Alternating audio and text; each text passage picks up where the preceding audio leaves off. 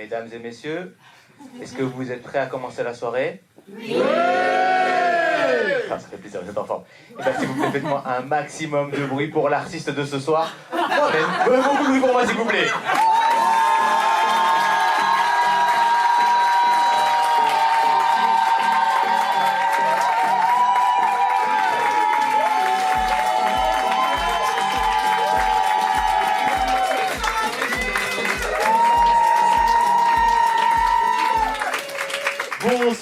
Bonsoir, bienvenue, mesdames, messieurs, mes non-binaires, bienvenue au Théâtre Solo, bienvenue pour l'année de la Gazette. Ça va, vous allez bien? Ouais. Super, ça fait plaisir. Bon, déjà, avant de commencer, par applaudissement, qui ne me connaît pas? Quand même, non, ça fait plaisir. D'habitude, j'ai des standing ovations, là, ça vient, c'est quand même, on est ensemble, en famille, c'est cool, ça fait plaisir. Ok, mais du coup, une deuxième question qui va avec ça, qui ne sait pas du tout ce qu'il est venu voir ce soir? Par applaudissement toujours, ouais, voilà, ok, donc monsieur. Super, non mais je vais expliquer rapidement, vous inquiétez pas, pour vous et pour le reste des gens qui potentiellement n'ont pas osé le dire par pression sociale, il n'y a pas de souci. Vous êtes venu voir un spectacle de stand-up, là-dessus ça va, vous êtes avec moi? Ouais. Ok, super.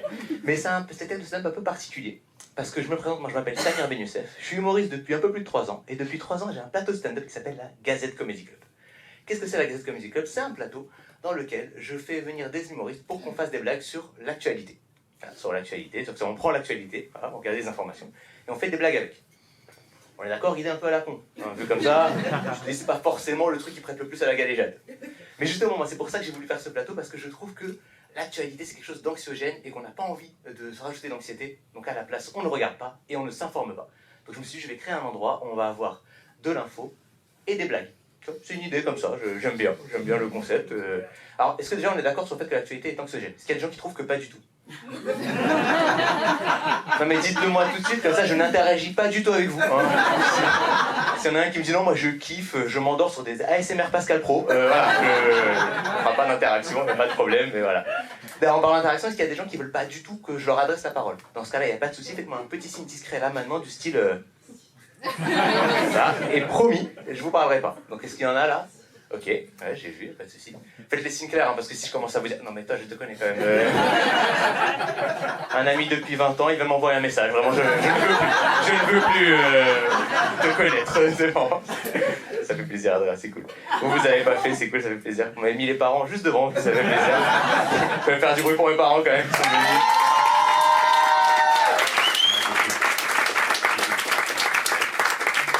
Non, ouais, je vous dis oui, moi c'est compliqué de faire des blagues sur l'actualité. Alors j'ai peut-être dit en ce moment, parce que souvent on a envie de dire en ce moment, et je trouve que c'est un poncif un peu à la con.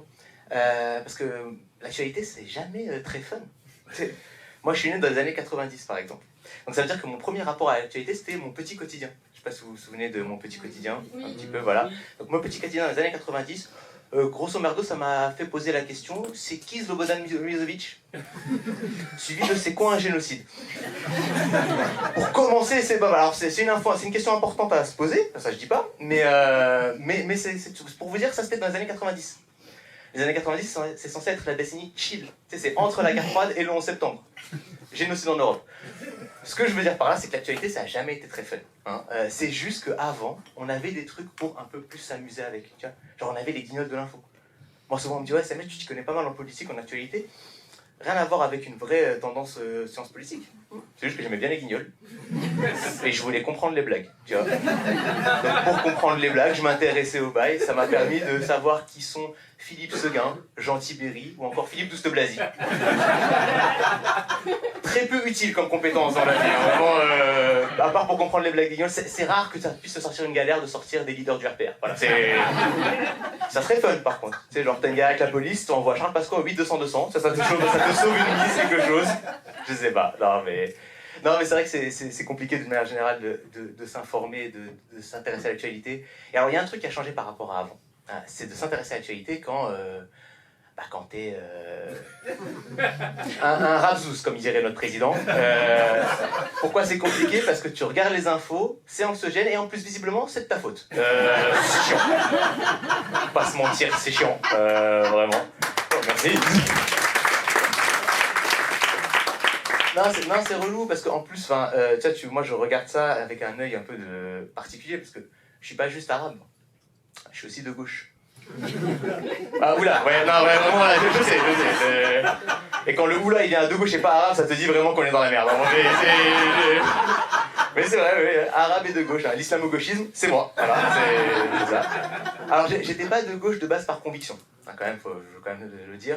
De base, moi, pas du tout. C'est parce que quand j'étais petit, je vous ai dit, je regardais pas mal la télévision. Je regardais pas mal des hommes politiques. Et je voyais pas mal d'hommes politiques de droite qui étaient là en train de dire « Ouais, les Arabes, c'est tous des voleurs. » Après 2001, « Ouais, les Arabes, c'est tous des terroristes. » Promotion, ça fait plaisir. Ça. Et en face, t'avais des hommes politiques de gauche. Tu vois, les hommes politiques de gauche, ils leur répondaient. Ils leur disaient « Non, je peux pas vous laisser dire ça. Pas tous. »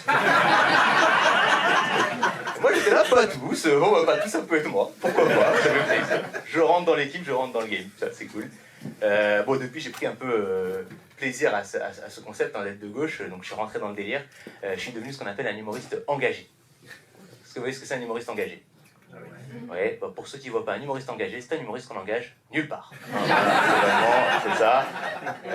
Là, le spectacle est exceptionnel parce que je joue qu'une fois et parce que je joue jamais dans des théâtres. Hein. D'habitude, moi, c'est les gammes, ça fait plaisir, c'est cool. Mais ça a des avantages hein, d'être un humoriste engagé. Par exemple, moi, pendant un spectacle, si jamais les gens ne rigolent pas, je me remets pas en question. Je me dis que les gens sont de droite et je passe une excellente soirée. Vraiment, je suis là, je suis très bien, c'est cool. Non, mais c'est particulier. Non, en plus, je vous dis ça, c'est pour ceci, parce que je pense que c'est important qu'on s'informe, qu'on soit toujours au taquet. Parce qu'il y a une ambiance un peu particulière, je trouve, en ce moment, en France, en Occident. C'est pour ça que je viens jouer avec une casquette particulière, pour tester le rapport des gens. Quand je sens que ça pue vraiment du cul, je retournerai dans des caves, vraiment globalement, mais peut-être pas pour faire des blagues, je sais pas, tout comme ça. Voilà. Il y aura des moments comme ça dans le spectacle. Je peux le dire d'avance, sachez-le. Le spectacle, je l'ai écrit, c'est un spectacle de récapitulatif de l'année. Donc j'ai fini de l'écrire aujourd'hui. C'est pas que je vous respecte pas, c'est que je voulais de l'actu fraîche, propre, tu vois, et de l'actu sourcée. Attention, hein, moi, tout ce que je vais vous dire comme information, je l'ai vérifié, je vous respecte, je suis pas BFM. Voilà, il y a un truc, oh,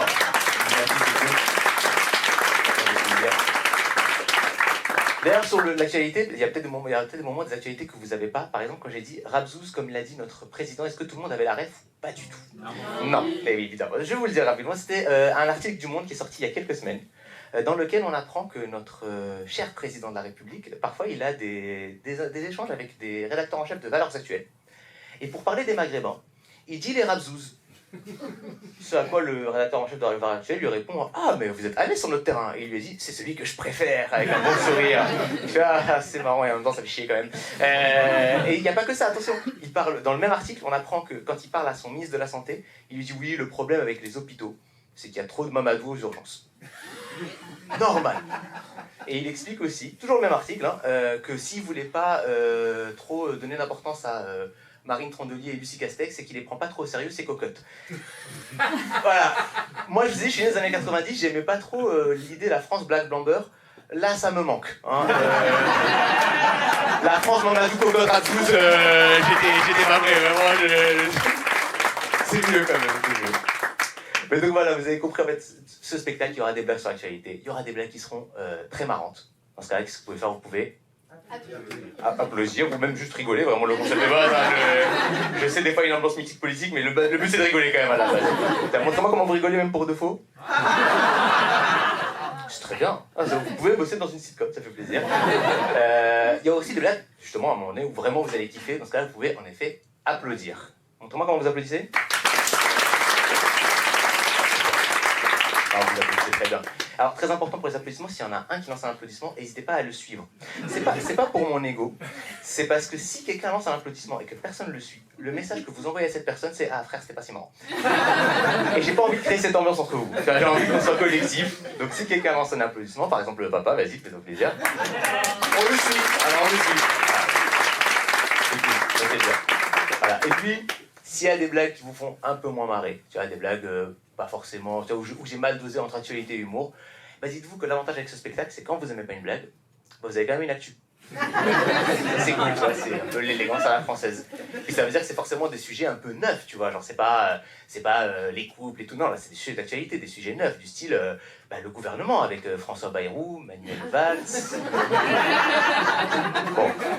Bon, peut-être pas le gouvernement, mais il y a d'autres sujets, À un moment donné, il y a un truc très neuf dans le stand-up, c'était le Covid.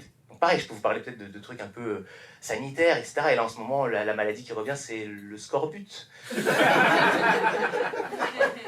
Pas hyper actuel non plus, pas hyper actuel. Non, mais sinon j'ai aussi des sujets sur plus légers, plus divertissement, plus télévision. Hein, ce type, par exemple, ce soir, je suis content, vous êtes venus, vous n'êtes pas restés devant la télé pour voir la première du Big Deal avec Vincent Lagaffe. Ouais. Ouais, c'est vrai que l'actualité, elle sent un peu le formol quand même. Hein. Faut peut-être que je démarre le spectacle avec une autre intro. Ça va, je fais une intro un peu plus raccord avec l'actu. Ouais. On est chaud? Vas-y, attends, je vais faire ça. Je vais préparer ça proprement, comme ça on démarre bien le spectacle. Hop, je me mets sur le côté. Et on fait comme si vous m'avez pas vu. Voilà.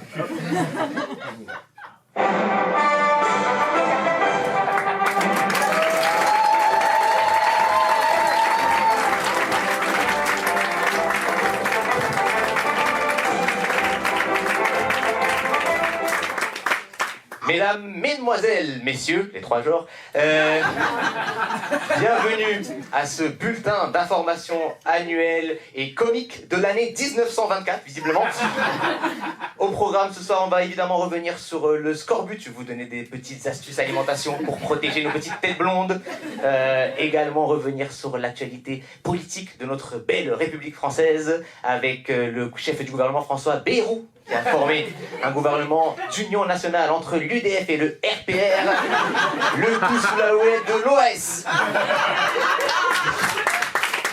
Pendant ce temps, le Front populaire continue à être divisé entre les trahisons de la SFIO et des communistes, tandis que les Girondins sont toujours un peu fâchés.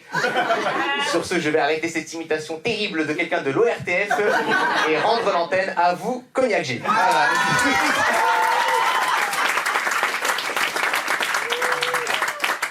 Je vais commencer avec ça parce que je suis très mauvais en imitation et en acta. Vous m'avez suivi, c'est bien, on va passer une bonne soirée, c'est cool, vraiment, je suis content. Mais oui, non mais en vrai, quelle ambiance quand même. Le scorbut, c'est un vrai truc, hein. Le scorbut, c'est une vraie info, on a vraiment le retour du scorbut en France. En info aussi, on a perdu le RSA. C'est fini le RSA, on peut lui dire au revoir, parce que maintenant le RSA est conditionné à du travail. C'est-à-dire que c'est l'inverse d'un minima social, hein, vraiment, à ce compte-là, ne travaille pas, bosse au black, fais-toi plaisir. Donc on a le scorbut, on n'a plus le RMI, on a Manuel Valls au pouvoir. En fait, Emmanuel Macron, son projet pour la France, c'est un mélange entre Retour vers le futur et les 7 plaies d'Égypte. Vraiment, c'est un truc entre les deux. Mais dans tous les cas, on passe pas un excellent moment, vraiment. Non, mais c'est fou le truc. C'est vrai que le gouvernement déjà, ça m'a surpris. François Bayrou, Premier ministre. Non, moi, vraiment, ça m'a choqué. Quand j'ai vu François Bayrou, Premier ministre, ça m'a choqué. Quand j'ai vu ensuite Manuel Valls, ministre, je me suis dit, on est dans le Gorafi. Hein, vraiment.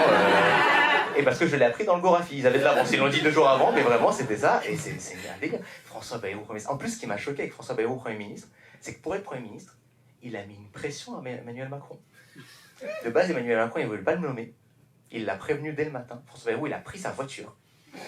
Il est venu à l'Élysée, il a dit « Si tu me prends pas, je pars avec mes 30 députés. » Et ça a suffi. Il l'a nommé. Oui, je sais, c'est vrai, vraiment, globalement, c'est partie du spectacle, mais non, mais il a nommé François Bayrou Premier ministre. Et le pire, c'est que moi, je me suis dit « Ok, le gars, il s'est donné à fond, c'est vraiment le rêve de sa vie. » Et juste après, t'as un cyclone à Mayotte. C'est vraiment un truc national, un drame national. C'est notre Catherine à nous. Tu te dis, là, Bayrou, c'est son moment. Il va au conseil municipal de Pau. Je sais pas si vous vous rendez compte, c'est comme si Mbappé, il avait fait tout le pressing pour aller jouer au Real, et le jour de Real-Barça, il fait « Ah, mais vous savez, moi j'ai racheté Caen, il y a un match contre Dunkerque, je vais y aller. » Mais non, qu'est-ce que c'est ça? C'est pas possible. François Bayrou. En plus, non, mais François Bayrou, il a expliqué, hein, il a voulu s'expliquer, il a dit oui, non, mais je sais pas si vous avez vu, il était à l'Assemblée. Alors, il était comme ça parce qu'il est un peu vieux. Vraiment, il connaît son truc comme ça, il a dit oui. Alors, je tiens à vous dire que Pau, c'est en France. Parce que Mayotte, c'est chez qui Taras, hein, genre, le gars, il a acté le retour du temps des colonies. Tu vois, vraiment, ça a plus été refait là-bas. Ah, ça, c'est un Premier ministre que j'aime bien. Vraiment, c'est cool. Non, mais c'est fou, François Bayrou. Alors, finalement, il est allé à Mayotte. Hein. Il a mis du temps, mais il y est allé. Et à Mayotte, il a parlé du bilan. Après 2 semaines, hein, il y a eu 2 semaines de cyclone. Il a parlé du bilan, il a dit oui, on est à 39 morts. 39 morts. Vu la catastrophe que c'est, faut les bollocks pour la sortir sans trembler des genoux quand même. Hein. 39 morts. 39 morts, le seul moyen que ça soit vrai, c'est que t'aies compté que les blancs. Vraiment, non, mais je suis désolé, c'est la seule possibilité. C'est pas possible autrement. Je vois pas. Et en vrai, quand tu vois que le ministre de l'Intérieur, c'est Bruno Retailleau, c'est peut-être ça la consigne. Hein. Ils ont peut-être dit, vous regardez les décès, si elle a la carte d'identité, vous comptez dans le bilan, sinon vous comptez en déportation du ministère de l'Intérieur, ça fait plaisir. C'est un des deux, c'est vraiment un des deux. Non, mais c'est fou. Ça, alors, parce que oui, c'est vrai que maintenant, on a un gouvernement avec pas un ministre de l'Intérieur, pas deux, mais trois. Hey, parce qu'on a Bruno Retailleau, Darmanin à la justice, et Manuel Valls à l'outre-mer. Ça fait beaucoup. Ça fait beaucoup, hein, ça fait vraiment un message de on a un État où avant tout le problème, la priorité c'est la police. Et c'est bizarre parce que du coup ça donne des situations un peu particulières, typiquement à Mayotte, apparemment, avant qu'il y ait le cyclone, il y avait eu des appels pour aller se réfugier dans des endroits faits pour. Il y a plein de gens qui n'ont pas voulu y aller, parce qu'ils avaient peur que ça soit un piège de la police pour choper des gens qui n'ont pas de papier. Ça veut dire qu'on a une police qui fait tellement bien son travail qu'elle fait plus peur que des cyclones. Je sais pas si vous vous rendez compte de l'ambiance quand même, hein. C'est genre, t'es là, tu vois un cyclone, la bravée, tu fais, je vais tenter la chance avec le cyclone. Hein. Au moins il tape tout le monde, tu vois, genre vraiment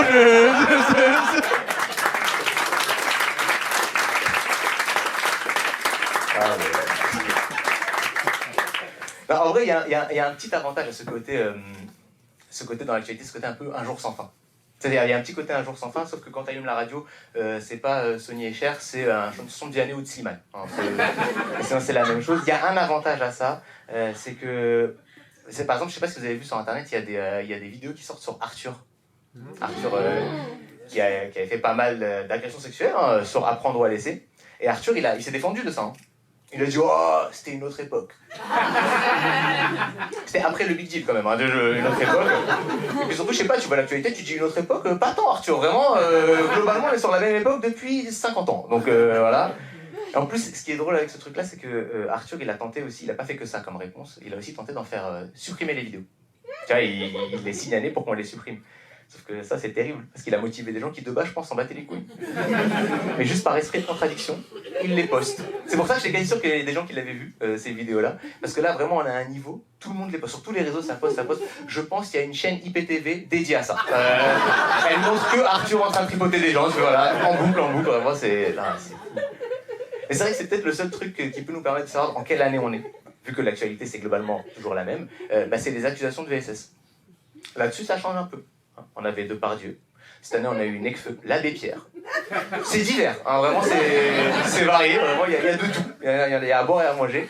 Et il y a toujours des gens pour défendre les mecs accusés d'agression sexuelle. Tout le temps. Et au début, moi, je pensais que c'était parce qu'ils étaient, tu vois, genre fans du gars accusé. Tu vois, des mecs qui sont fans de Nekfeu, qui défendent Nekfeu. Bon, c'est nul, mais c'est pas surprenant. Jusqu'à que je vois que Jean Lassalle, il a été accusé d'agression sexuelle et Jean Lassalle, il a été défendu. Alors déjà, Jean Lassalle accusé d'agression sexuelle, moi je pensais que c'était un acquis, hein, globalement. Le frérot, quand il dit bonjour, il tripote, vraiment, voilà. Mais non, il y a des gens pour le défendre. Et avec des arguments particuliers du style « Mais non, mais ça n'a rien à voir, c'est du terroir !» Tu vois, oui, bizarre quand même l'ambiance, mais globalement c'est ça. Et sinon, l'autre excuse principale, hein, en général, c'est bien sûr la présomption d'innocence. On peut pas accuser des gens comme ça, c'est la présomption d'innocence. Du coup, je me suis renseigné, et c'est vrai, la présomption d'innocence, ça existe. Mais c'est un concept judiciaire. Ça sert à ce que chacun soit jugé en bien, tu vois, genre, sans que le juge dise de base il est coupable, tranquille. Pour les gens, ça s'applique pas. On s'en bat les couilles. Vous n'avez pas besoin de présumer de quoi que ce soit. Et je sais que quand je parle de VSS et de ça, ça met une tension. Donc je vais vous donner un autre exemple qui n'a rien à voir. Imaginez, je vous dis le grec en bas de la rue, là, je suis allé manger. J'ai chopé une chiasse.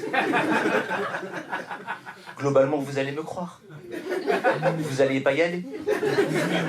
Vous n'allez pas me dire « Ouais, mais t'avais mangé quoi avant Ouais, mais on te connaît, peut-être tu veux cancel le grec.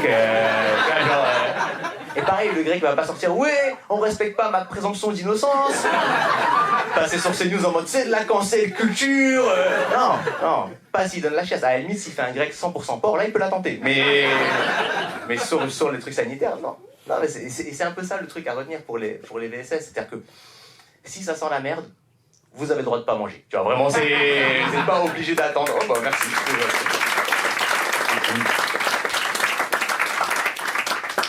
Non, mais alors du coup, je vous ai parlé de VSS, j'ai parlé un peu de calendrier, de vieillesse. On peut revenir du coup sur le gouvernement. Globalement, il y a la transition qui est toute faite. Ouais, parce que le gouvernement, je vous ai dit, hein, avec 3 ministres de l'Intérieur, donc, dont Darmanin, du coup, oui, hein, Darmanin qui est de retour.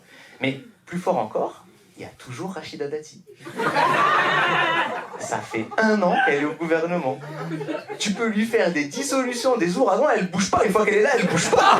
Non, wesh. Et le pire, c'est que Rachida Dati, quand elle a été nommée ministre de la Culture, donc en plus, visiblement, c'est ma chef, quand elle a été nommée ministre de la Culture, elle a dit « j'avais pas demandé ça ». Elle traite les ministères comme, je sais pas, une commande au resto, vous avez pas demandé. Oh, bah, j'avais pas demandé les croutons, mais pourquoi pas, on va tester. Respecte-nous. Et il n'y a pas que elle qui ne respecte pas. Elisabeth Borne, elle vient d'être nommée à l'Éducation nationale, elle a dit « ouais, c'est pas un sujet que je connais de fou ». Je sais pas si on se rend compte de ça. C'est pas un sujet que... par exemple, moi, avant ce spectacle, j'ai fait une story dans laquelle je dis « je suis en train de finir d'écrire le spectacle et tout ». Ma sœur, elle m'a engueulé. Elle m'a dit « comment ça, t'as pas fini d'écrire? Respecte-nous, quand même, on a payé 10 balles. » Elle est ministre de l'Éducation, elle nous respecte moins que moi. Genre, non, moi, je vais pas réviser, mais c'est pas grave, t'inquiète, je vais le gérer. Ah mais c'est un délire.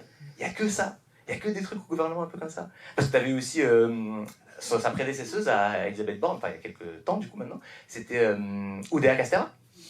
Oudéa Castéra, le premier truc qu'elle fait, c'est moi mes enfants je les mets à l'école privée parce que l'école publique, alors que c'est vrai, mais encore une fois, c'est du spectacle, merci, vraiment, j'aime beaucoup les factuels, vraiment ça fait plaisir. Mais ouais, non, mais c'est fou, t'as que ça tout le temps.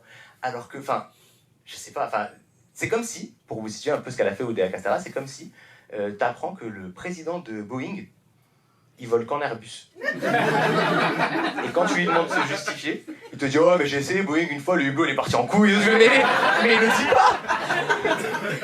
Putain, mais c'est un délire. Alors après, il y a aussi des gens... Moi, je pense que c'est la roue libre, c'est à cause de Macron. Je pense que Macron, il est en mode je vais juste leur casser les couilles. Je vais prendre le pire pour chaque poste. Et c'est pour ça que, tiens, il y a des gens, ils sont plaints parce qu'il n'y avait pas de... Il n'y a pas de ministère de la jeunesse. Il faut pas se mentir. Hein. Si t'as pas de ministère pour toi, tant mieux, parce que vraiment... Tu sais, tu sens Macron, il est juste en roue libre, et là, il fait « attendez, j'ai plein d'idées. Attendez. À la justice, je vais mettre celui qui est accusé de viol, ça c'est bien. À l'outre-mer, ils m'ont cassé les couilles, Jason Risto devrait être content d'être en France, qu'est-ce que je vais mettre à l'outre-mer? Je vais mettre, on a quoi vers la poubelle? Manuel Valls, très bien. En plus, le gars, il croit que la Réunion, c'est dans le Pacifique. Alors qu'on sait très bien que c'est la Guyane. Tu sais, il continue comme ça, et vraiment, s'il continue sur ses liens, attendez, on a un ministère de la jeunesse, on met Morandini, j'en ai rien à foutre. Je fais ce que je veux, ok? Je fais ce que je veux. Je suis le président. Non mais c'est fou. Ah mais vraiment, c'est un délire quand même. Alors ouais, c'est vrai que je me moque beaucoup de François Bayrou et de tout ça en disant ouais, ils sont un peu vieillots et tout.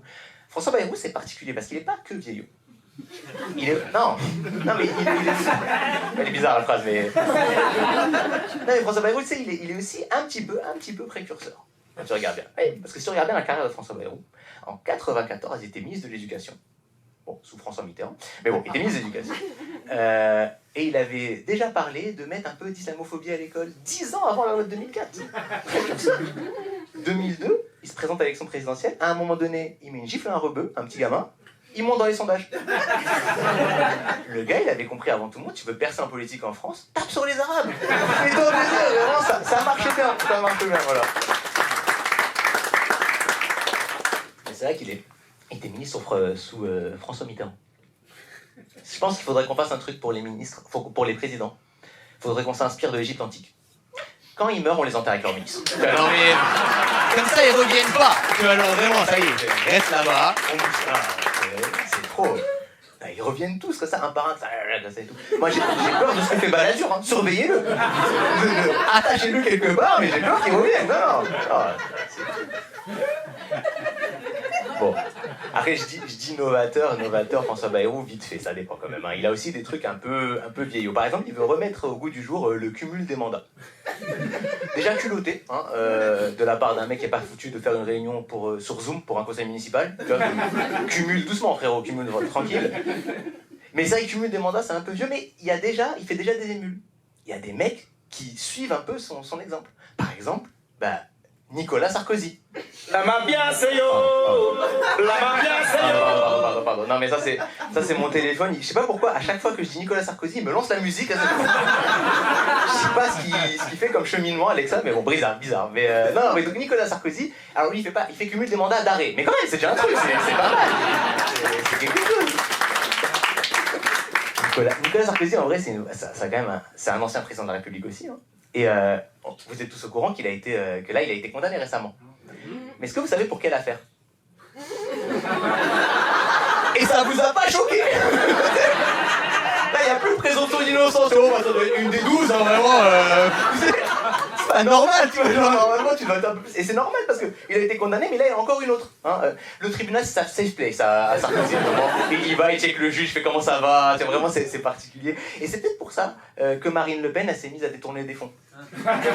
Pour paraître présidentiable. Tu vois, une ambiance. Après, elle a fait une erreur, c'est qu'elle s'est fait choper avant d'être élue. Ça c'est pas technique. Ça c'est pas technique du coup. Mais du coup là, elle a fait toute une campagne. Maintenant qu'elle va peut-être être inéligible. Elle fait toute une campagne où elle dit oui, votez pour le Front National avec nous en France. Ce ne seront pas les juges qui feront la loi. Ce qui est un programme assez particulier, parce que normalement c'est le concept de base, hein, que les juges fassent la loi.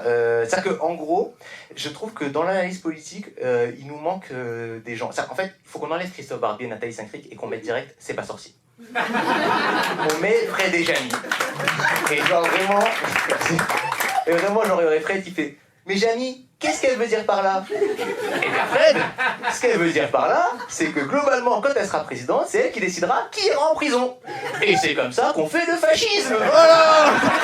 Et c'est pas mal, tu vois, comme ça. Faites de l'apprentissage au fur et à mesure, parce que c'est important, c'est important. D'ailleurs, c'est pour ça que j'ai pas compris pourquoi elle était si vénère, parce qu'en vrai, mise en examen, elle aurait pu facilement postuler au gouvernement. Parce que ce que je vous ai pas dit avec Rachida Dati, c'est qu'en venant, elle a rajouté 2 mises en examen au palmarès total de 25, je crois, encore, parce que c'était le palmarès il y a 6 mois. Donc je sais pas compter, là je crois qu'il y a plus d'un ministre sur 2 qui a une affaire sur le dos, globalement. Ce qui veut dire qu'en France, en vérité, on a le gouvernement français qui a plus de street crédibilité que le rap français. Et ça c'est pas normal. Ça c'est pas normal. D'un côté, le rap français était là, SCH, PNL, de l'autre côté, Darmanin, Dupond-Moretti, ça fait plus peur. C'est pas normal. Vraiment, c'est pas bien. Dupond-Moretti. En vrai, je pense que Scorsese, s'il avait été français, il n'aurait pas fait 2 films. Il aurait fait des documentaires sur LCP directement. Il dit, mais les truands sont là en fait, moi j'ai pas besoin. La petite parenthèse sur les films, tu vois, j'ai un petit truc comme ça et tout. J'ai vu récemment, il y a un film qui va sortir, Marvel, et il y a eu une polémique dessus. Ça n'a rien à voir avec le sujet, c'est ce que j'y ai pensé là. Il y a un film Marvel qui est sorti, qui va sortir en février, et il y a eu une polémique parce que il y avait une héroïne qui devait être israélienne, et ils ont changé sa nationalité. Et il y avait des polémiques comme de la censure politique, nanani et tout. Et je pense pas que ça soit ça. J'en profite, je pense pas que ça soit ça, je pense que c'est juste pour la logique du scénario. Parce que tu sais, tu vas aller voir l'héroïne israélienne comme ça, et tu vas lui dire viens avec nous, là, il y a Thanos qui a enfermé tout un peuple à un endroit, il a coupé l'eau, l'électricité et il les bombarde.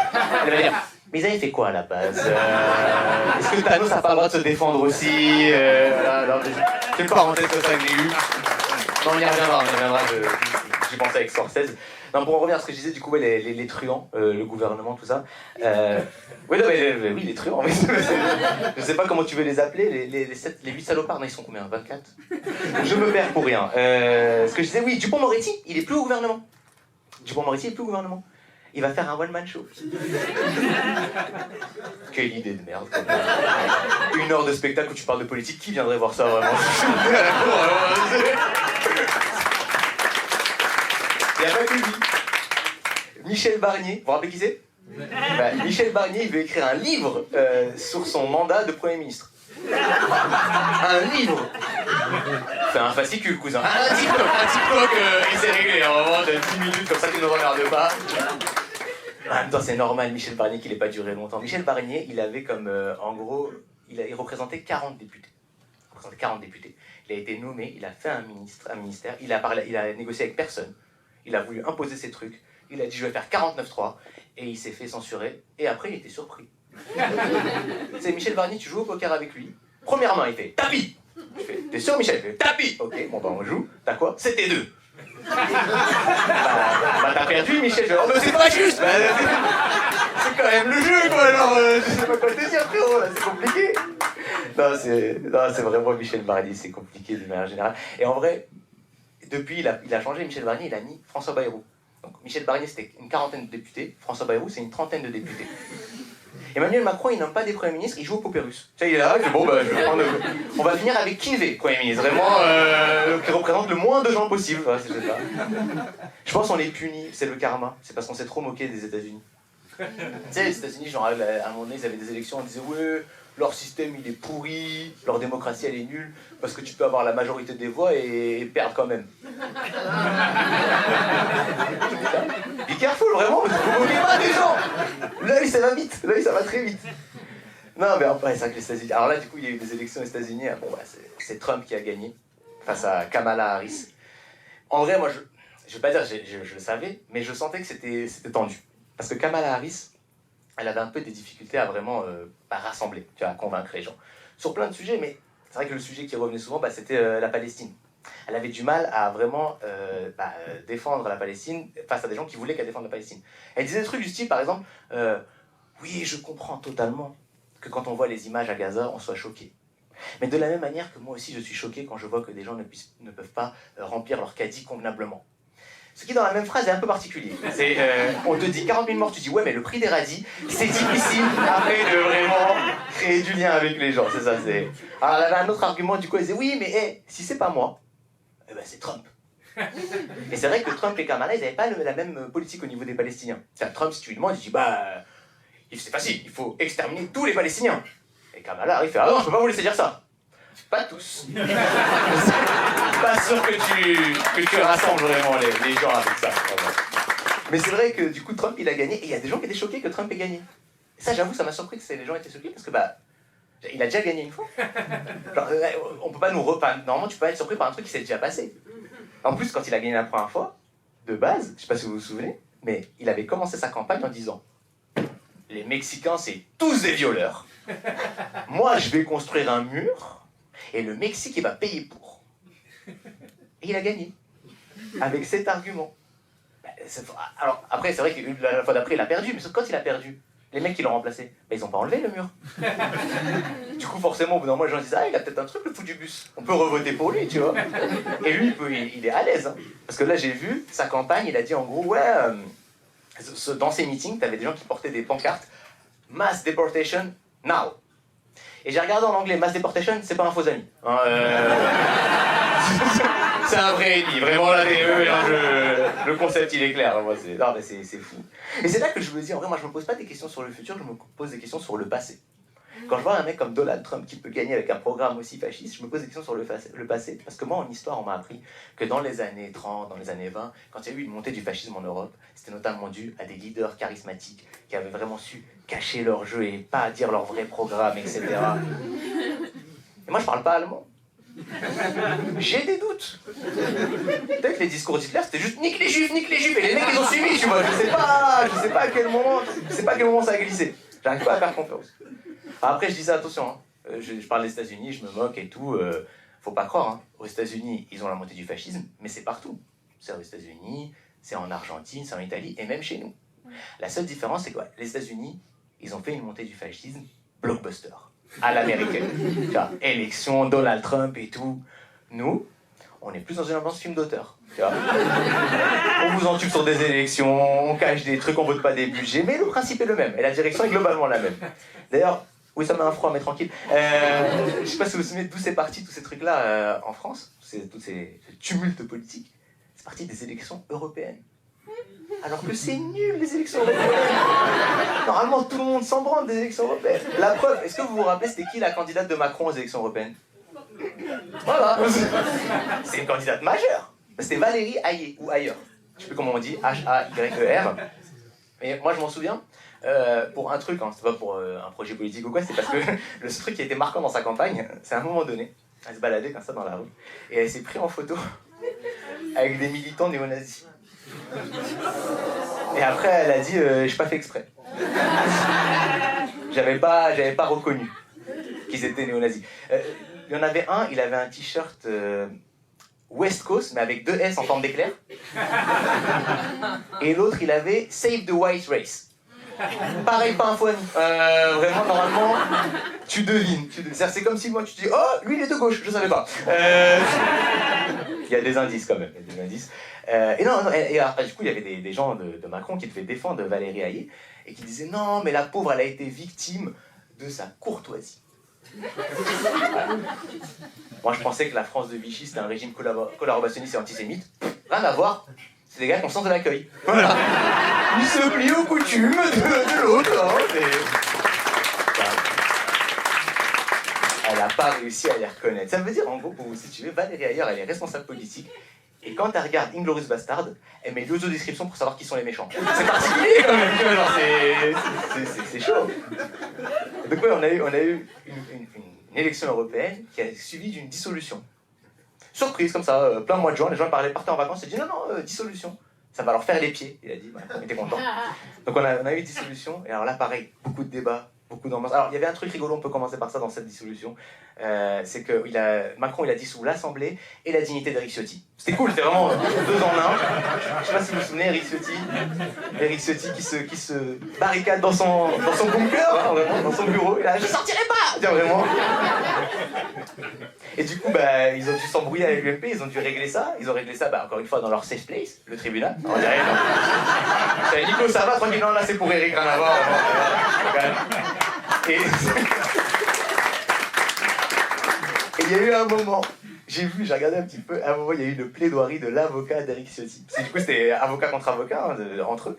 Et l'avocat d'Éric Ciotti, il dit, oui, moi, tout ce que je demande, c'est que monsieur Ciotti, ici présent, puisse naviguer dans les locaux des Républicains sans crainte pour sa santé physique. Je rappelle que c'est un homme de 60 ans, d'1m60. Et au bout d'un moment, je commence à me dire, c'est une plaidoirie ou un rap contender? Qu'est-ce que c'est ça? Je pense le mec, c'est un gauchiste infiltré. C'est lui, je vais me faire plier et je vais terminer Éric Ciotti. Avec sa tête là! Regarde, il s'est amusé beaucoup trop! Non, vraiment, moi je l'ai envie. Alors à côté de ça, du coup, on a fait aussi le Front Populaire. Front Populaire, c'était vachement bien. Front Populaire, c'était quand même un Front Populaire, ça allait de François Hollande à Philippe Poutou. Je sais pas si on se rend compte du grand écart. J'avais pas vu ça depuis Jean-Claude Van Damme années 90. Vraiment, est-ce que ça va tenir? Pas trop. Ça a pas. Mais quand même, ils ont tenté le truc. Mais c'est vrai que c'était compliqué de tenir parce que dès qu'ils ont fait ça, ils étaient à fond, mais t'avais les journalistes qui essayaient tout de suite de les diviser. Avec une question très simple, globalement. Dès qu'ils avaient un politicien de gauche, ils disaient: est-ce que vous vous désolidarisez de Jean-Luc Mélenchon? Globalement, c'était devenu le Hamas de la gauche, c'était pratique. Et moi, à un moment donné, vraiment, je me suis dit, non mais Jean-Luc, faut qu'on fasse quelque chose pour le protéger, parce que si, dès que la droite, elle désigne un... Parce qu'en fait, j'ai oublié d'expliquer un truc. De base, j'aime pas trop Jean-Luc Mélenchon. Non, vous rigolez, je vous savais, vraiment de gauche, moi. Non, mais c'est... Gauche. Ah, j'aime pas trop Jean-Luc Mélenchon. Moi, je suis pour qu'à gauche, on brûle nos idoles. Vraiment, c'est vraiment mon concept. Maintenant, quand tu vois que le bûcher, c'est BFM qui l'allume, je me dis, on peut attendre 2 semaines, tu vois. Genre, on n'est pas obligé d'y aller tout de suite, tu vois, c'est pas forcé. Surtout qu'à côté de ça, t'avais des gens qui voulaient faire des alliances, comme ça, avec Jean-Luc Mélenchon. Pas avec Jean-Luc Mélenchon, avec Gabriel Attal, avec genre la frange de gauche de la Macronie. C'est comme vouloir faire une alliance avec une autruche qui vole, globalement. Hein. Tu peux essayer, hein, mais tu vas pas trop trouver de candidats. Mais ouais, donc ils voulaient faire des alliances comme ça. Et tu voyais Marine Trandelier qui t'expliquait ça. Elle disait, mais non, mais on va faire une alliance, mais vous inquiétez pas, ce sera pas un Premier ministre macroniste qui sera là, vraiment, ça sera pas pareil et tout. Et vraiment, je voyais ça, et je voyais Marine Trandelier comme une pote qui se remet avec son ex toxique. Et qui t'explique, mais non, ça sera pas pareil, il a changé. C'est vrai que Macron, globalement, j'ai l'impression, c'est pas notre ex, c'est notre mari toxique. Tu sais, il nous dit un truc et son contraire, il nous respecte pas. Là, il a fait des vœux de la nouvelle année, il les a annoncés en disant, j'espère que les Français pourront me pardonner. C'est-à-dire, il nous tape, il nous insulte, à la fin, il fait, ah, mais c'est pas ma faute, tu m'as forcé, vraiment, c'est chier. Alors dans ses vœux aussi, c'est marrant, il a dit un truc, il a dit quoi? Il a dit oui, alors c'est vrai que la dissolution a fait des tensions, n'a pas apaisé le pays. Moi j'ai voulu vous redonner la parole, et force est de constater que ça n'a pas fonctionné. Même quand il s'excuse, il nous insulte. Il dit, je vous ai laissé prendre la parole pour que vous disiez que vous êtes d'accord avec moi. Vous l'avez pas fait, je la reprends. Vous êtes puni maintenant. Il a dit, alors vous inquiétez pas, je vais quand même, cette année 2025, je vais aussi en appeler aux Français pour trancher sur des sujets importants. Mauvais choix de mots, je trouve. Quand t'es à la tête de l'État en France, dire aux Français de trancher, fais attention. Fais attention, les gens sont un peu tendus. Et c'est vrai que même moi, je suis un peu, peut-être un peu tendu. Un petit peu, vite fait. Mais c'est parce que le problème quand t'es de gauche, c'est que visiblement même quand tu gagnes, tu perds. Et ça, je le vis difficilement. Alors j'ai un truc là-dessus, on m'a dit souvent, ce qui est important, surtout à 30 ans, tu vois, n'hésite pas à aller voir un psy. Ça peut être cool. Parce que le problème, c'est que moi, si je veux voir un psy, je vais aller le voir, il va me dire, parlez-moi de votre mère. Je dis, ma mère, elle est là, elle est pas bien. Mon problème, c'est Macron. Vraiment, ça va pas Mais du coup, j'ai une idée pour aller mieux. Il y a des gens de gauche dans la salle, j'aurais peut-être dû commencer par ça. C'est pas grave. Ok, 2. Allez, c'est comme au gouvernement. Allez. Et ça va, vous allez bien? Non. Voilà, non mais je sais. Mais j'ai une technique pour vous, une technique pour aller mieux. C'est une technique qui vient de mon petit frère. C'est une technique que j'ai appris grâce à mon petit frère. Mon petit frère, quand il était plus jeune, il a fait du foot américain. Ça n'a rien à voir avec l'actualité, mais c'est important, je vous le raconte. Il a fait du foot américain dans un club qui s'appelle les Gaulois de Sannois. C'est un club de foot de la région parisienne. Pas très fort au foot américain, mais chaleureux. Et ils avaient un truc, ce club, c'est que dès qu'ils avaient envie de fêter quelque chose, ils se rassemblaient tous ensemble comme ça, ils se mettaient en rang, et ils faisaient « Les gogos, les gogos, les gogos, les gogos !» Et ils kiffaient. Tu voyais la joie dans leur cœur. Pourquoi je vous raconte ça? Une fois, les Gaulois de Sannois, ils devaient rencontrer un autre club de foot américain de la région Île-de-France, les Molosses d'Asnières. Qui, eux, sont très forts au foot américain. Donc, très rapidement, le match donne un 60-0. Mais, sur un concours de circonstances, on ne sait pas trop comment, ils arrivent à mettre à touchdown, les Gaulois de Sannois. Et alors là, ils se rassemblent, tous ensemble, ils sont là, les gogos, les gogos, les gogos. Tu sais, t'as les mecs en face, ils disent, vous perdez, les gogos, les gogos, les gogos. Et au bout d'un moment, les mecs ils gagnaient 60-6 et ils avaient l'impression de perdre. C'est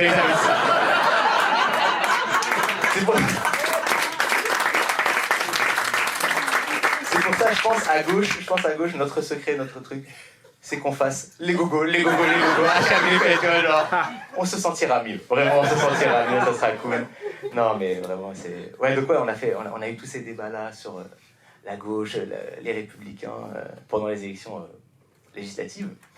Mais ce qu'on oublie à chaque fois, je voyais les débats, c'est est-ce que le programme du Front Populaire, économiquement, il est viable et tout. C'est vraiment des vrais débats et tout.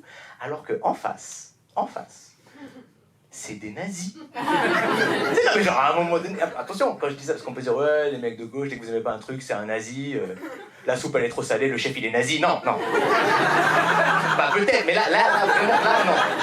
Non, là, dans ce cas précis, quand je parle du FN, c'est littéralement des nazis. Pourquoi je dis que c'est des nazis? Parce que le FN, il a été fondé par, entre autres, d'anciens SS. Oui, c'est vrai, là vous pouvez dire. C'était le moment de fact-check. Il a été fondé entre autres par d'anciens SS. Ils ont pris ceux qui n'avaient pas fait le V2 espagnol, fallait les recaser quelque part. Oui. Parenthèse là-dessus, si vous connaissez un Argentin qui s'appelle Muller, vous lui demandez pas ce qu'il fait son grand-père. Vraiment, laissez ça, tranquille, on est bien. Donc fondé par d'anciens nazis. Et alors moi, je sais pas, je dis ça, tu vois, sur les réseaux sociaux, sur Internet. À mes 200 followers. Mais ça suffit pour qu'il y ait des gens qui votent FN qui sont vénères. Et ils me disent « Oh, mais ça va, on a marre cet argument. Ça n'a pas été fondé que par des nazis. » Alors juste, si cet argument vous paraît peut-être plausible, imaginez, je vous fais une compote de pommes. Je vous fais une belle compote de pommes, tu vois. Et à un moment donné, je chie dans ma compote. On est d'accord que vous n'allez pas la manger. Et je peux vous dire, oh, ça va, il y a aussi là les pommes, tu vois. Là. Le FN, c'est pareil, normalement. Le FN, t'es pas censé goûter. Ah oui, je dis le FN, d'ailleurs. Ça aussi, bon, on me le reproche parfois. On dit, mais non. J'ai eu des gens qui me disent ça. Ils disent, mais moi, ça n'a rien à voir. Je vote pas pour le FN. Je vote pour le RN. Ça m'impressionne. Parce que c'est des adultes, tu vois. Et c'est des adultes qui, d'eux-mêmes, assument qu'ils se font avoir par un stratagème de dessin animé pour enfants de 4 ans. Genre, ça a changé de nom, c'est plus les mêmes. La Team Rocket, ils ont mis une moustache, mais qui est cette personne? Bon, Dans le cas du FN, ils ont rasé la moustache. Faut pas le penser comme lui, hein, vous avez compris le concept. Donc globalement, c'est des nazis. Et en plus, pas n'importe quel nazi, attention. Dans les élections législatives, comme ils étaient un peu pris de court eux aussi, ils ont mis des candidats un peu à l'arrache.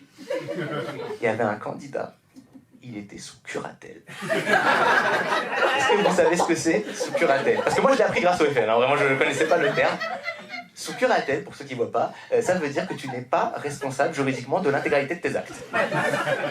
Ce gars-là était candidat aux législatives, et il n'a pas gagné, hein, mais il y a des gens qui ont voté pour lui. Je ne sais pas si on se rend compte, c'est-à-dire il y a des électeurs FN, tu peux leur mettre un clébard en candidat. Ils vont te dire, le clébard il mange du porc? Eh ben il est avec nous, c'est bon, on vote pour lui, on s'en bat les couilles. C'est globalement ça l'ambiance.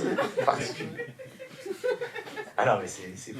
Et finalement quand même, malgré toute cette ambiance un peu particulière, tout ce truc de... Ah oui, il y avait aussi un truc, moi à un moment donné, moi vraiment je pensais qu'on allait perdre. Genre deuxième tour là, je me suis dit non mais c'est foutu. C'est foutu, genre, en première ligne, on a Fabien Roussel, Marine Trondelier, et bon, Jean-Luc Mélenchon, faut le cacher. Hein, faut le cacher. Moi, à un moment donné, je me suis dit, foutu pour foutu, Jean-Luc, dis tu convertis à l'islam. Non mais comme ça, on s'amuse, tu vois, genre... Peut-être sur le coup de l'info, puis j'attache pas, il explose. Tu vois, genre vraiment un truc... que je puisse me dire, les gogos, genre un truc, quelque chose, je sais pas, mais... Pour vous situer mon état mental au moment des résultats. Et là, on gagne. Vraiment, genre, on gagne. Tu vois, Front Populaire, premier, tu fais, mais non. Et Macron, il a fait, mais non. Tu sais, le mec, il est arrivé, il a dit, ouais, mais je veux pas nommer de Premier ministre. À la place, il commençait à vivre sa meilleure vie. Il partait en vacances. Il y avait ça. Non, mais j'ai gardé. Moi, je vois ça. Je suis comme les gars, tu sais, tu prêtes de l'argent à un pote et tu vois, il part à Phuket, il a pas rendu. Tu sais, mais le bâtard nous dans le premier ministre, on est sous lui là, arrête. Non, moi j'étais pas bien. Après, il a expliqué, il a dit non, mais je peux pas nommer Lucie Castex. Alors, il a pas dit parce que c'était cocotte, ça il l'a dit en off, mais il a dit non, je peux pas nommer Lucie Castex parce que si je la nomme, elle va mettre un programme de gauche et ça va pas être dans la continuité et moi je dois assurer l'équilibre. Ça veut dire, les prochaines élections, Macron il est capable de nous dire alors on va faire des élections, par contre je veux que tous les partis ils me filent leur programme, je valide et ensuite on fait les élections pour faciliter le processus démocratique. Et c'est comme ça qu'on fait le fascisme. Voilà, je vous ai dit, Jamy, ça fait plaisir, c'est important. Alors il avait une autre excuse aussi, c'était les JO. Voilà. Comme si c'était pas prévu depuis 8 ans, ça le va. Alors, non, il se moque de nous. Les Jeux Olympiques, vous avez suivi un petit peu? Oui. Vous avez kiffé? Oui. Vous avez kiffé la cérémonie d'ouverture? Oui. Ah, c'est bien, vous petite fouille et tout. Moi, non. Mais j'explique pourquoi non. Parce que c'est pas pour la même raison que d'autres gens, donc il faut quand même que j'explique. Moi, j'ai pas aimé parce que j'ai kiffé. Ok. Oui, j'explique. Parce qu'en gros, la cérémonie d'ouverture était trop bien. Genre vraiment, ils avaient des trucs. À un moment donné, c'était ah, ça ira, j'étais en mode mon ambiance.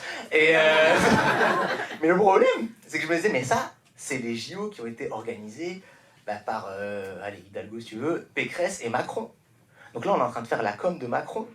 Et du coup, plus c'était bien, plus ça m'énervait. Alors, les gens qui m'ont dit, mais t'exagères quand même, il y a quand même un petit pied de nez à l'extrême droite. Regarde, sur CNews, c'était pas content. Vous avez déjà regardé CNews? Ils sont jamais contents. Pascal Pro, une fois, il a fait une semaine sur une pub Vérissure. Je vous jure, c'est vrai. Hein. Il a dit pourquoi le voleur il est blanc, la famille elle est noire. Vraiment, c'était son combat. Alors que moi, mon combat, c'était que dans la pub Vérissure, il y avait Bella Ciao et je disais, alors, quand même, là, c'est vraiment une insulte. C'est le t-shirt du Tché en audio. Vraiment, c'est. Non, c'est pas bien. Vraiment, j'étais énervé. Et donc, ouais, donc vraiment, le pied de nez à l'extrême droite. En même temps, on n'avait pas de Premier ministre, mais on fait des jolies cérémonies d'ouverture à gauche. C'est bien. C'est genre, la droite elle dirige, la gauche elle fait l'événementiel. Je trouvais qu'on se faisait un peu niquer dans les bails. Vraiment, tu sais, j'avais peur que vraiment la mode prenne et que c'était Daphné Burki et Thomas Joly, je crois, qui a été directeur artistique. J'avais peur qu'ils les prennent pour d'autres postes de directeur artistique. Tu vois, directeur artistique de la police nationale. Des charges de la Bravem sur du Aya Nakamura. Voilà. Avec ACAB sur les matraques pour faire un pied de nez à l'extrême droite. Je suis pas sûr qu'on va y gagner au changement. Voilà. Mais j'ai suivi quand même, j'ai suivi les JO. C'était sympa. Après, à chaque fois qu'il y avait un mec que j'aimais bien, il me décevait. Après, les mecs que j'aimais bien, c'était pas forcément les meilleurs non plus. Genre, par exemple, le perchiste qui a fait tomber la perche avec sa teub. Il m'en faut peu, hein. Vraiment, je vous ai dit, je vais pas là. Moi, j'étais content. Et le lendemain, c'est les mecs qui vont voir leurs réseaux sociaux, ouais, le gars il vote par delà. Je dis, oh, Pareil, un coureur qui avait dit en gros, j'ai plus verbatim, mais nique Macron, globalement. J'étais content. Puis après, on va voir sur son Twitter, et quand il était jeune, il avait posté des tweets hyper racistes, mais racistes en mode Éric Zemmour, tu vois. Et quand il était jeune, sachant qu'il est coureur, c'était il y a 4 ans, tu vois, alors c'est pas non plus... Bon, il s'est excusé, mais j'étais quand même déçu, tu vois, j'étais déçu. Pareil, il y avait le sportif turc, là, tu sais, qui tirait main dans la poche, pas de truc et tout. C'était stylé et tout, puis après on a dit ah mais on sait pas trop, apparemment peut-être il aurait commis des crimes de guerre contre des Kurdes et tellement ah putain mais pour ça qu'il tire bien, ouais c'est sûr que ça nique l'ambiance un peu, vraiment ça... Et tu sais, j'avais l'impression que chaque héros allait me décevoir. Du coup j'étais là, je voyais Léon Marchand, j'avais très peur qu'on découvre un passé de Soralien. Non, j'avais très peur de ça, que les frères Lebrun ça soit d'un incel, je sais pas, des trucs comme ça. Vraiment j'étais pas bien quand je regardais tout ça. Alors après j'ai regardé les Jeux Paralympiques. Moins d'engouement sur les Jeux Paralympiques, hein, moins d'ambiance, peut-être à cause du nom, déjà. Ah, le nom Jeux Paralympiques, il pue un peu la merde. Parce que les Jeux Olympiques et les Jeux Paralympiques, globalement, c'est la même chose. C'est juste que les Jeux Paralympiques, il y a des athlètes handicapés. Et t'es pas censé changer le nom. Alors oui, je sais, c'est parce que c'est pas détenu par les mêmes personnes et tout, j'anticipe si jamais. C'est blague, je sais. Je sais, mais bon, il pourrait faire un effort, parce que là, du coup... Enfin, je sais pas, ça donne l'impression que quand c'est fait par des personnes handicapées, on doit changer les noms. Tu sais, c'est comme si une personne handicapée, elle commande une omelette au resto, tu fais tu veux dire une para-omelette? Bah non, toujours une omelette, vraiment, je vais juste la manger. Alors après, ça a créé quand même des petits débats, des petites questions sur les Jeux Paralympiques, notamment sur les transports en commun à Paris. Parce que c'est vrai que c'est pas très accessible. Moi, ça m'a permis d'apprendre que quand t'es handicapé à Paris, tu payes ton Navigo aussi cher que nous. Vous êtes pas assez choqués par ça. T'as accès à Quechi et tu payes 80 balles. Mais vraiment, je comprends pas comment toute personne handicapée passe pas son temps à insulter Pécresse. C'est vraiment, tu dois être là, mais Pécresse, 80 €. Et donc, ouais, donc du coup, ils ont dit, bah, faudrait quand même qu'on réfléchisse à peut-être les rendre, les transports en commun à Paris, accessibles. Alors, ils ont chiffré. Et du coup, il y a eu des articles sur le chiffrage des travaux. Et les articles étaient titrés du style le coût pharaonique de la rénovation des transports en commun à Paris. Le coût pharaonique. Vous n'êtes pas assez choqué par l'adjectif? En gros, les personnes handicapées, elles ont demandé à notre société, on peut avoir des transports en commun? Et on a répondu, vous voulez pas aussi des pyramides? Tu sais, genre... Bah non, juste le métro. C'est particulier, quand même. Non, mais vraiment, les Jeux Olympiques et tout. Alors après, oui, il y avait aussi quand même des trucs sympas dans ces JO, notamment un hommage... Il y a des hommages justement à la délégation des athlètes palestiniens. Aux Jeux Olympiques qui ont été malheureusement amputés de certains de leurs athlètes par l'armée israélienne, à ne pas confondre avec les athlètes des Jeux Paralympiques qui ont été amputés de certains de leurs membres par l'armée israélienne, mais c'est pas la même chose, c'est pas... le rythme n'est pas pareil. T'es pas prêt pour les 5 prochaines minutes, je vais pas te mentir. C'est le moment du spectacle, c'est l'actualité de toute l'année, je suis pas Libération, je dois aussi parler de ce qui se passe en Palestine, je suis désolé, ça fait partie du truc. Alors, déjà, je dis ce qui se passe en Palestine, parce que très souvent, la formule consacrée, c'est le conflit israélo-palestinien. Et je trouve que déjà là-dessus, c'est éclaté comme nom. Le conflit israélo-palestinien. On parle d'un truc qui dure depuis 60 ans. Il y a de l'apartheid, du nettoyage ethnique. Dans l'origine story, il y a la Shoah. Et nous, on a appelé ça conflit israélo-palestinien. C'est quoi cet euphémisme hyper... on a hésité entre ça et Rix entre bouffeurs de falafel. C'est vraiment conflit israélo-palestinien. En plus, conflit israélo-palestinien, t'as l'impression, en tant que Français, on veut se dédonner du bail. On n'a rien à voir là-dedans. Alors que globalement, un truc qui dure depuis 60 ans, un conflit qui dure depuis 60 ans, quel qu'il soit, dans le monde, c'est soit la faute des Français, soit la faute des Anglais. Sachez-le. Et là, c'est les deux. Tu vois, alors vraiment, il n'y a pas de... Je sais pas, ça sonne bizarre, tu sais, ça sonne euphémisme, mais qui sert à rien, parce qu'on sait tous de quoi on parle. C'est comme si tu vas chez le médecin et il te dit « Ah, malheureusement, on vous a diagnostiqué un conflit tumérocellulaire. 10 cancers, frérot, 10 cancers. Ça sera plus clair pour tout le monde, comme ça on pourra passer au diagnostic. » Non, vraiment, c'est... Et c'est vrai que c'est une situation particulière, même, tu vois, je sens, ça met une tension et tout, et je sais pourquoi, parce que c'est compliqué de se prononcer même pour la Palestine. Je sais, j'ai essayé, et c'est compliqué. Parce que déjà, pendant longtemps, en France, les manifs pro-palestiniennes, elles étaient systématiquement interdites. Tout le temps, direct. Et en plus, moi, j'ai tendance à arriver en retard. À globalement tout. Alors, vraiment, faut se le dire. Alors après, on m'a dit aussi, ça m'a fait marrer, ça, mon public me ressemble. Parce qu'on m'a dit, tu sais que jusqu'à ce week-end, t'avais 10 places de rendu. Tu vois, vous êtes tous motivés aujourd'hui, hier, ça fait plaisir, on est ensemble. Et donc, ouais, j'arrive toujours en retard. Et du coup, quand j'arrivais pour les manifs pro-palestiniennes, eh ben, je me faisais nasser. mais hors de la manif. C'est vraiment une ambiance boîte de nuit. Oui, je sais que j'ai mis des baskets, mais normalement c'est l'ambiance. Enfin, Et j'avoue, j'étais déçu parce que, enfin, alors, il y avait pas que, il y avait deux pays qui faisaient ça, la France et l'Allemagne. C'est tout. Même les États-Unis et Israël, ils faisaient pas ça. Non, mais c'est bien parce que ça souligne un truc, c'est que les manifs pro-palestiniennes, c'est avant tout des manifs décoloniales et anti-nettoyage ethnique. Et du coup, forcément, la France et l'Allemagne se sentent un petit peu visés. Tu vois, ils disent oh, il y a des traditions quand même. Alors, c'est L'Allemagne, d'ailleurs, l'Allemagne c'est fort. Mais l'Allemagne c'est fort parce que l'Allemagne, c'est, tu vois, moi souvent, je regarde l'actualité et tout, et il y a des moments où je me dis ah putain, quand même, la France, c'est pas un beau pays, c'est un peu un pays de merde, etc. Alors que je suis français, tu vois. Et puis après, je vois l'Allemagne, et je me dis, ah, alhamdoulilah, je suis pas allemand. Non, parce que l'Allemagne, ils ont un autre niveau. L'Allemagne, l'extrême gauche, elle est pro-Netanyahou. L'extrême gauche. Je sais pas l'extrême droite, elle est quoi là-bas, vraiment, je sais, mais j'ai pas envie de regarder. Non, mais ça veut dire que, en gros, les Allemands, ils ont fait un devoir de mémoire, mais pas dans le bon sens. Tu sais, ils ont regardé, ils ont dit, ah oui, quand même, le fascisme, c'est pas bien, ce qu'on a fait avec le fascisme, ça nous a fait faire des trucs hyper antisémites, vraiment, faut qu'on travaille sur nous-mêmes. Hein. La prochaine fois qu'on sera fasciste, on sera pro-juif. Non, c'était pas le... T'as que la moitié du chemin qui est fait, là, c'est dommage, il manque l'autre partie. C'était pas loin, mais il manque un truc. Alors, en France aussi, moi, j'étais surpris que pour le coup, en France, j'étais surpris que l'extrême droite soit plus pro-palestinienne. J'explique pourquoi c'est un peu bizarre, mais j'explique pourquoi, il y a une raison à ça. C'est que l'extrême droite en France... tu sais, par exemple, quand je voyais la police pas être avec les Palestiniens, ça me surprenait. Bon, l'extrême droite, la police, globalement, hein, on est... bon, amateurs, professionnels, on n'a pas le même maillot, mais on a la même passion. Hein, vraiment, voilà. Et donc, oui, quand je voyais la police et tout, qui n'était pas pro-palestinien, j'étais surpris, parce que quand même, en France, les Palestiniens, c'est les seuls Arabes. Si tu leur dis, retourne dans ton pays, ils te font, ouais, grave chaud. Je suis en train de faire une manif exactement pour ça. Donc je m'attendais à un peu plus de synergie. Ça s'est pas fait. Alors ça s'est fait un petit peu, vite fait. Il y a quand même une partie de l'extrême droite qui était pro-palestinienne, c'était le GUD. Je sais pas si vous voyez le GUD. Pour ceux qui voient pas le GUD, c'est l'EFN en vénère. C'est genre, c'est les mecs... vous voyez les mecs qui disent qui retourne en Afrique? Ça, c'est ceux qu'ils envoient à l'Assemblée pour te dire le but c'est quoi. Vraiment, c'est... Ils parlent pas, ils tapent vraiment globalement. Et donc ouais, eux, ils posaient avec des photos avec des maillots de la Palestine. En mode ouais, on soutient la Palestine, etc. devant des lycées et tout. Alors attention, ils posaient avec des maillots, ils allaient pas en manif. Je suis pas en train de m'en plaindre. Hein. C'est pas parce que l'extrême droite fait genre elle est d'accord avec moi sur un sujet que je veux qu'elle manifeste avec moi. Ça serait chelou de faire ça, en vrai. Personne ferait ça serait bizarre. J'espère.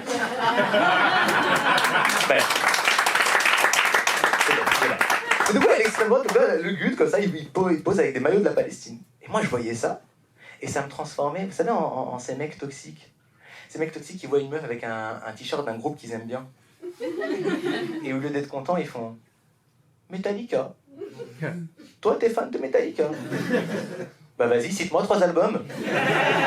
Moi, un mec du GUD avec le maillot de la Palestine, la même chose. Alors, je le vois, je fais la Palestine. Toi, tu soutiens la Palestine.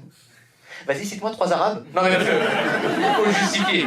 On peut pas. Non, parce que j'ai compris que si je veux soutenir la Palestine, il faut que je me désolidarise du Hamas. Et ça se dit comme ça apparemment, vraiment le Hamas pour que ça fasse plus peur.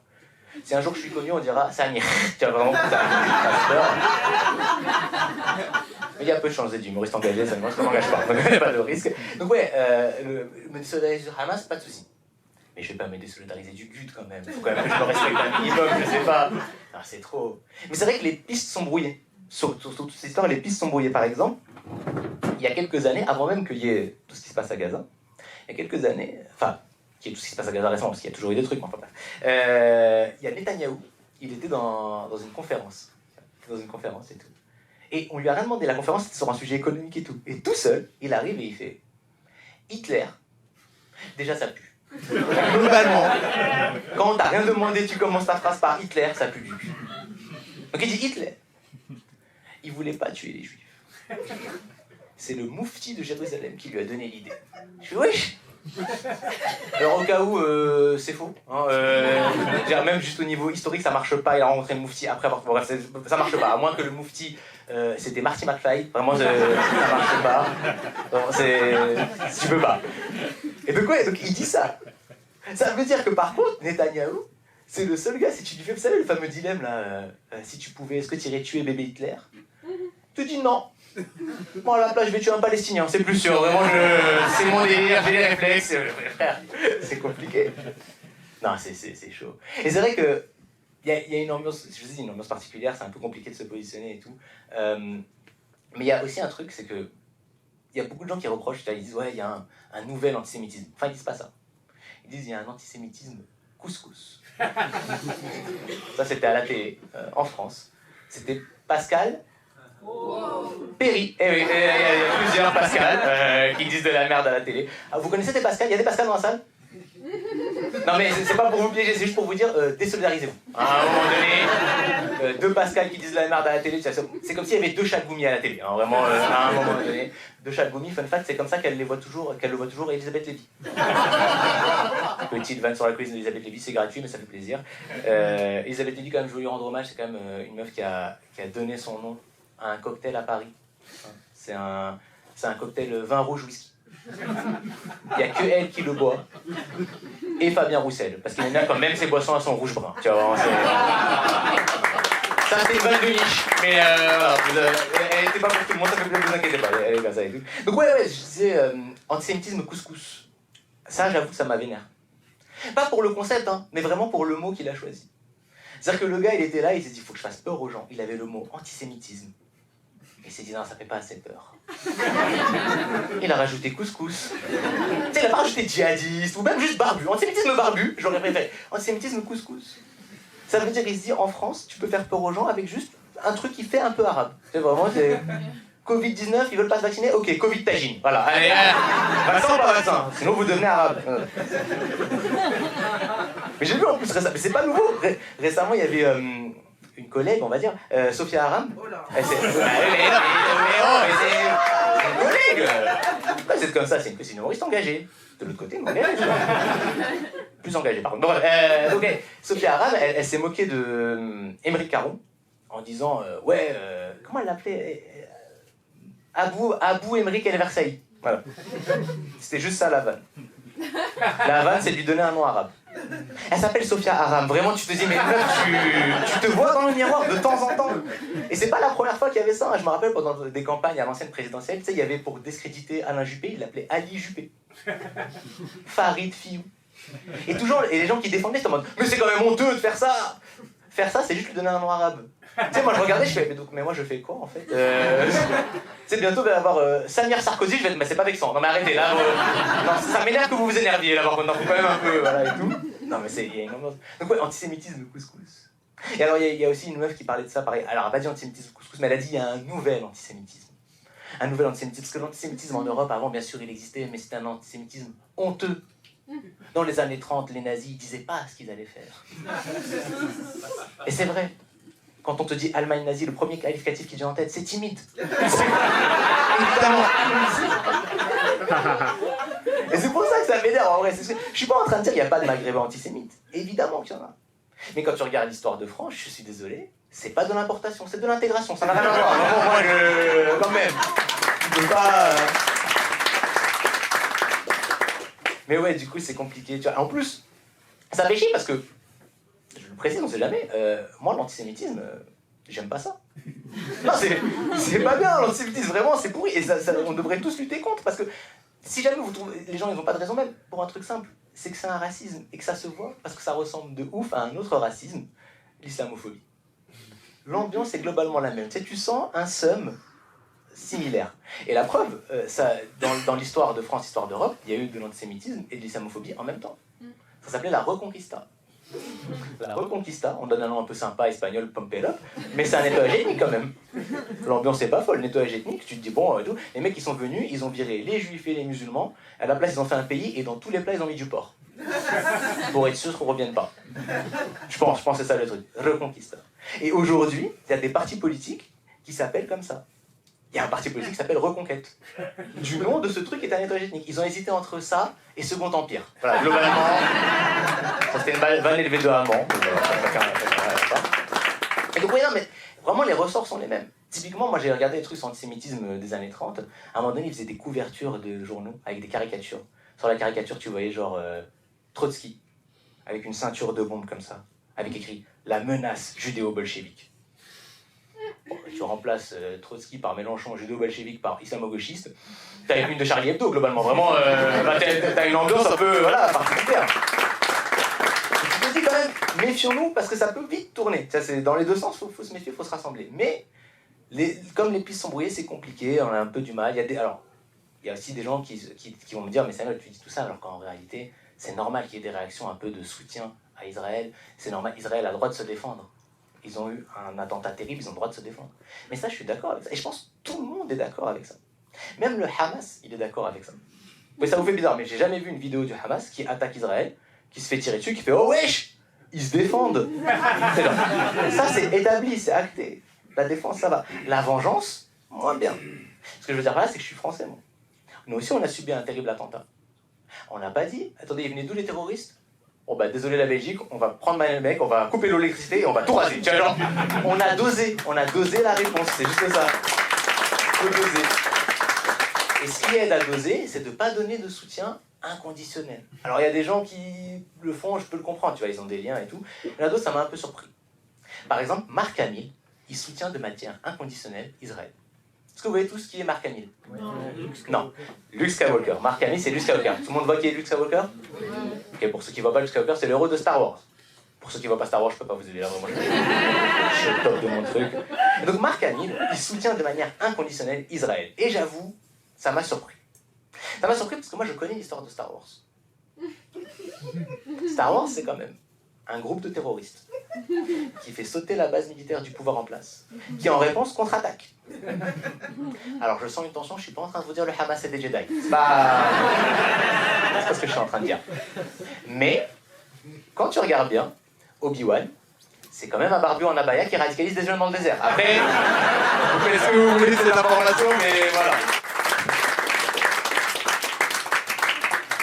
Et puis ça m'énerve, mais parce qu'en plus, ça donne toutes ces tensions, toute cette ambiance, ça donne des billes à d'autres pays. Par exemple, vous vous rappelez les tags antisémites? Il y en a eu 2 dans l'année. À chaque fois, ça venait de la Russie. Parce que la Russie, en gros, ils ont payé des mecs pour déstabiliser le pays. Déjà, ça veut dire que Poutine a regardé la France, il s'est dit « Oh, ils sont stables. Merci. » Je sais pas où t'as regardé, mais ça fait plaisir. Par contre, ce qui est décevant, c'est que Poutine il fait ça avec d'autres pays, tu vois. Genre par exemple les États-Unis, quand il veut trafiquer une élection, il envoie des bots, il corrompt des gens, tu sais, il met des moyens. Nous, 3 connards avec un pochoir et c'est bon. On a la filière art plastique du KGB, ça m'énerve. C'est tout. Enfin bref, je pense que j'ai fait trop long, un petit peu ça va. Mais je vais finir sur une note un peu plus légère. On a parlé de beaucoup de choses, une note un peu plus légère, peut-être Jean-Marie Le Pen. Jean-Marie Le Pen qui est mis en examen. Non, pardon, je confonds avec l'autre Le Pen. Non, il entre à l'hôpital pour des examens. On va voir. Alors, d'aucuns pourraient penser que, voilà, vu tout le spectacle que je vous ai fait et puis la tête que j'ai, je suis content. Pas du tout. C'est pas vrai. Moi, je sais que Jean-Marie Le Pen, c'est un vieux monsieur, et je me doute que s'il rentre à l'hôpital pour des examens, c'est qu'il souffre. Et je m'en réjouis pas. Non. Non, je suis comme tout le monde. J'y pense. J'y pense beaucoup. J'y pense souvent. Voilà, j'y pense. Non, en plus, en vrai, Jean-Marie Le Pen, je sais que bon, il y a un monde où il va bientôt nous quitter. Hein. Inch'Allah. Non. Pour ceux qui parlent pas arabe, Inch'Allah, ça veut dire j'espère pas. Pour ceux qui parlent arabe, voilà. Non, en plus, pour de vrai, je suis partagé sur ça. Je suis partagé sur ça parce que d'un côté, bah oui, je serais tout... Enfin, tu vois, je me dis, ouais, tant mieux, tu vois. Et en même temps, bah, tu sais, il a vécu tellement longtemps que ça vaut même plus le coup. En fait, Jean-Marie Le Pen, c'est quelqu'un qui relance le débat sur l'euthanasie. Et je dis bien euthanasie, hein. Pas et. Attention. Important.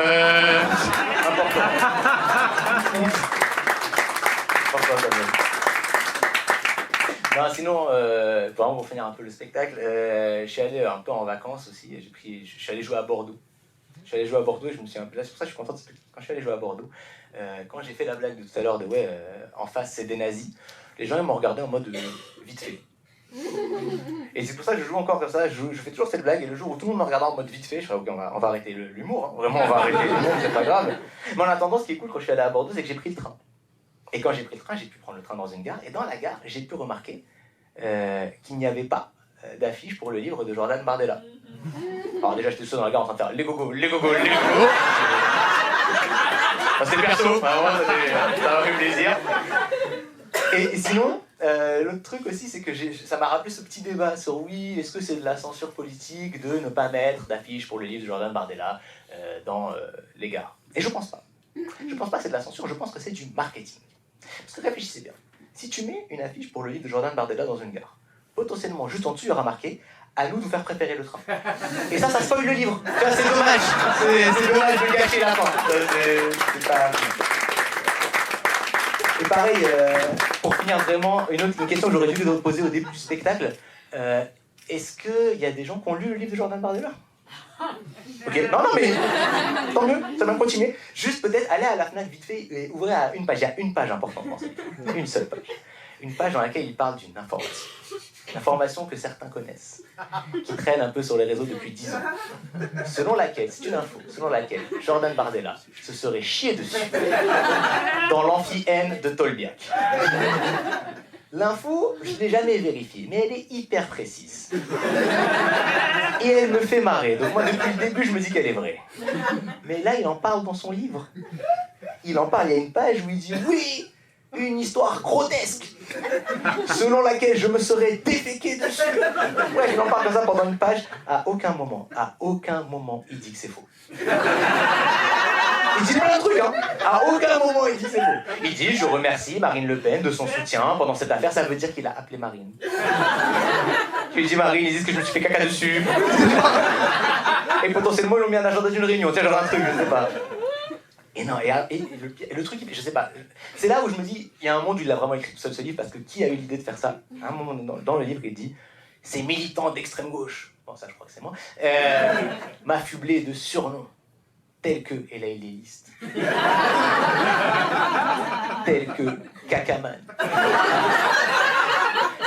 le chiasseux, Jordan le chiasseux, ou encore Merdella. Voilà. Et vraiment, déjà je salue la créativité parce que Jordan le chiasseux, je crois que c'est mon préféré. Tu sais, on dirait un surnom de roi de France à l'ancienne. Pépin le bref, Jordan le chiasseux. Et pourquoi je vous en parle ? Pourquoi je finis le spectacle sur ça ? Parce que j'ai envie qu'on essaie de s'approprier ces surnoms et qu'on les utilise de plus en plus. Pour que peut-être un jour, dans l'année qui va suivre, peut-être qu'il va être reçu sur un plateau de BFM et que le journaliste va être là. Bienvenue Jordan Bardella. Et moi je serai devant la télé. Les gogos, les gogos, les gogos, les gogos.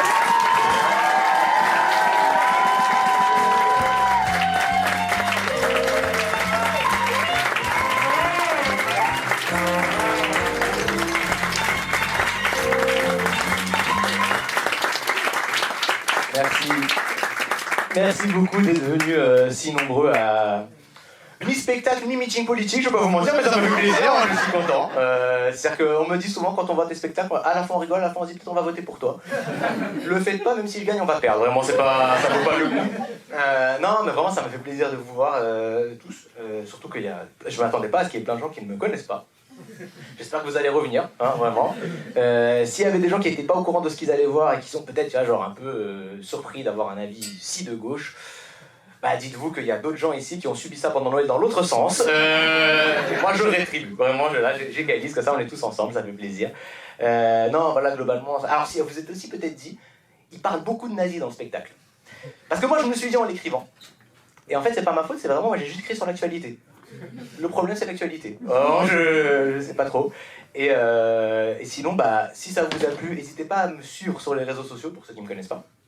Si ça vous a pas plu, donnez mon nom à des gens que vous aimez pas. C'est pas grave. Alors sur les réseaux, c'est Institubeur, hein, sur Instagram. Vous pouvez faire aussi des stories, des photos, n'hésitez pas à les poster, ça fait plaisir et tout. D'ailleurs, vous pouvez faire beaucoup de bruit pour le théâtre solo, parce que...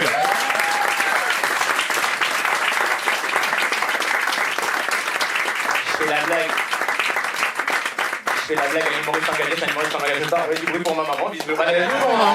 Allez. Y a pas de raison. Et non, parce que je dis la blague, humoriste engagé, c'est un humoriste qui n'engage nulle part. J'ai été engagé quand même, donc ça fait plaisir, c'est cool.